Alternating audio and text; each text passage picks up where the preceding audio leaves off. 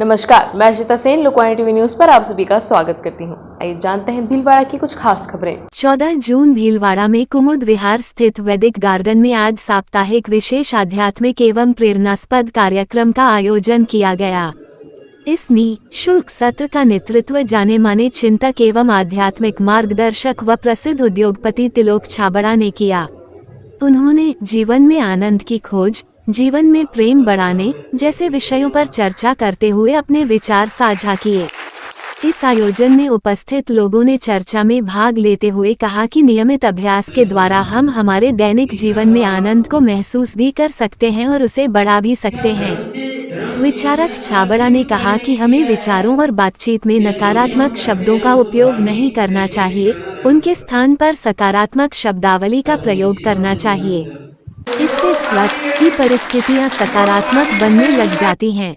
छाबड़ा ने बताया कि आनंद स्थायी होता है और वो हमारे भीतर से ही प्राप्त किया जा सकता है। बाहरी संसाधनों और स्थानों में आनंद की खोज करने से हमें क्षणिक संतोष तो मिल सकता है, लेकिन वह स्थायी नहीं होता है। कार्यक्रम में ध्यान एवं कई छोटे छोटे प्रयोगों का अभ्यास कराया गया। इस प्रकार के अभ्यास से मानसिक शांति मिलती है। इंटरेस्टेड नहीं है कि हमारे जीवन मूल्य क्या होते हैं, वो क्या ठीक है। तो थोड़े से सार्थक प्रयासों से जीवन को बहुत खूबसूरत बनाया जा सकता है। ये एक राइट लाइन है। पर जैसे हम किसी माया का केवल सीमित मतलब नहीं है कि कोई धन संपत्ति को आकर्षण को माया कहते हैं। जो भी गलत जानते हुए भी जो हमें करने की इच्छा की ओर जो ले जाती है, जो कोई जैसे कोई एक गलत शक्ति हमें खींच रही है, उसको माया कहते हैं। माया को पहचानना बहुत जरूरी है, इससे सही कभी रास्ते में हमें आने ही नहीं देती है। अवचेतन मन की प्रोग्रामिंग कोई थोड़ा समझने की बात नहीं। आत्मा की यात्रा को समझना कि हम क्यों आते हैं यहाँ पर धरती पर, ये समझना बहुत जरूरी है। ये बहुत जरूरी है इस विषय को। इसको आप थोड़ा सा कहीं भी जब भी आपको मिले मटेरियल, उसको थोड़ा लगातार सुनिए, समझिए, पढ़िए, क्योंकि अभी इतनी सी देर में नहीं ज़्यादा नहीं खत्म होगा, लेकिन हल्के से संक्षेप में बात करें। ये तो हम यहाँ आए जो हमारी यात्रा है, ये आत्मा की यात्रा है।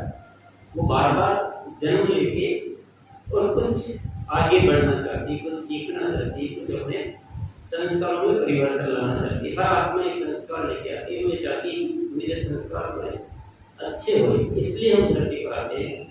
इसको केवल जानना काफी नहीं, इसको महसूस करना बहुत जरूरी है। इस सत्य को भाव में आना बहुत जरूरी है। इससे जीवन की दिशा हमें बहुत अच्छी होगी। अभी क्या हम नहीं तो बॉडी कॉन्शियस हो जाते हैं, हम केवल बाहरी चीजों में उलझ के रह जाते हैं, उस यात्रा को भूल जाते हैं। कर्म सिद्धांत को समझना ही ये भी एक थ्योरी है कि जो हमने पास्ट लाइफ में किए हुए हैं, इस लाइफ में पहले का फल हमें भुगतना होता है। पर इसका सत्य दूसरा ये है कि उन कर्मों को वो जो भी हो रहा है उसको अच्छे तरीके से भी दिया जा सकता है। ये धर्म की पहचान, धर्म क्या है? आभा मंडल होता है हमारा, हर इंसान का एक आभा मंडल होता है, पूरा होता है। उसको पहचानना और उसको अच्छा बनाना, इससे सब कुछ ठीक हो जाता है। और गलत रास्ते जीवन में बैठ गया, ये कुछ बेसिक चीजें हैं, थोड़े अच्छे से सब्जेक्ट है मेरे को। इन सबको प्राप्त करने के लिए क्या हमारे हैं? स्वयं में प्यास होना बहुत जरूरी है। जब तक खुद में प्यास नहीं है, कुछ भी नहीं मिलेगा। दुनिया में कितना भी ज्ञान भरा पड़ा हो, ज्ञान की तो कोई कमी नहीं है। ज्ञान तो इतना है कि समुद्र की गहराई से ज्यादा ज्ञान भरा पड़ा है, लेकिन जिसको प्यास नहीं है उसकी ज्ञान मिलेगा ही, काम ही नहीं है। तो प्यास ज्यादा जरूरी है, उपलब्धता इतनी जरूरी नहीं। उपलब्ध कुछ भी नहीं होगा तो भी प्यास से सब कुछ मिल जाता है। समर्पण होना चाहिए, दीर्घकाल तक निरंतर सत्संग का अभ्यास होना चाहिए। ये अवचेतन मन की प्रोग्राम की एक लगातार ऐसे माहौल में, ऐसे वातावरण में, ऐसे चिंतन मनन में लगे रहें और अपने अवचेतन मन की प्रोग्रामिंग करते रहें। अवचेतन मन की प्रोग्रामिंग ऐसे नहीं होती कि मैं अभी गया, पढ़ के आ गया और मैं अपने माइंड को कमांड दे दी कि कल से मैं ऐसा सोचूंगा, ऐसा भाव होगा, ऐसे माया से मुक्त हो जाऊंगा, ऐसे आत्मबोध हो जाएगा। नहीं होता है। उसको बार बार वो रिपीटेडली फोकस करना पड़ता है और प्राथमिकता से इस कार्य को लेना चाहिए। इस विषय को अपने जीवन में प्राथमिकता से लेना चाहिए। बाधाएं क्या आती है? हम कोई माया, कुछ माया कह दो, कुछ आदतें कह दो, कुछ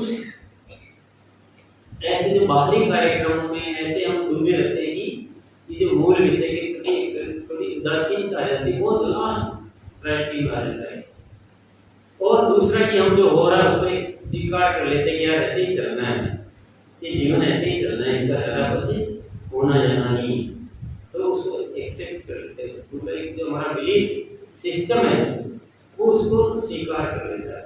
ये एक बहुत बड़ी बात है। फिर विश्वास नहीं होता कि मैं कुछ ऐसा कर पाऊंगा क्या,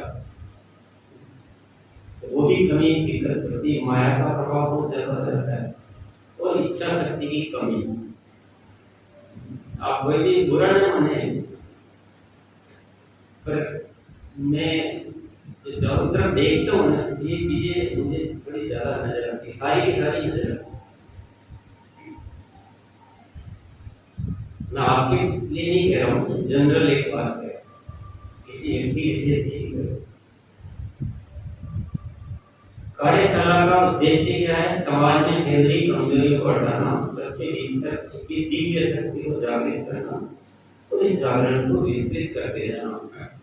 तो उद्देश्य तो ये है कि जो अवेयरनेस है इसको व्यापक किया जाए। करना कुछ नहीं है साथियों, कुछ बहुत कोई वैसा कुछ नहीं करना है जो हम जो करते हैं। एक केवल सोच को थोड़ा सा डाइवर्ट करना है, एक प्यास पैदा करने के लिए मेरी आगे की लाइफ में बहुत जबरदस्त हुई, खुश हुई, शानदार। बाकी सब उपलब्ध है, बस थोड़ा जिसको रवैया बोलते हैं